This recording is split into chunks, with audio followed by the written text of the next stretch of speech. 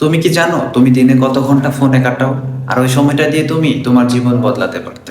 আমরা সকালে ঘুম থেকে উঠেই আগে ফোন দেখি, আর রাতে ঘুমানো যাওয়ার আগে শেষ জিনিসটাও ফোন।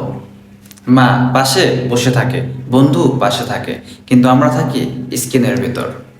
রিল, ফেসবুক, টিকটক একটার পর একটা স্ক্রল করি, কিন্তু স্ক্রল করে নিজের স্বপ্নটা পিছিয়ে যাই। অনেক মানুষ বলে সময় নেই, সত্যি কথা হলো সময় আছে, আমরা শুধু সময়টা ফোনে নষ্ট করছি। একদিন যখন তোমার বয়স বাড়বে, এই স্ক্রিন তোমাকে সুখ দেবে না, কিন্তু পুরনো সময় আর ফিরে আসবে না। ফোন খারাপ না, কিন্তু ফোনের দাস হওয়া খারাপ। তুমি দিনে মাত্র 2 ঘন্টা ফোন কমাও, তুমি পড়াশোনা, কাজ, ভিডিও, নিজের উন্নতি সব করতে পারবে। যে সফল মানুষ সেও ফোন ব্যবহার করে, কিন্তু ফোন তাদের ব্যবহার করে না।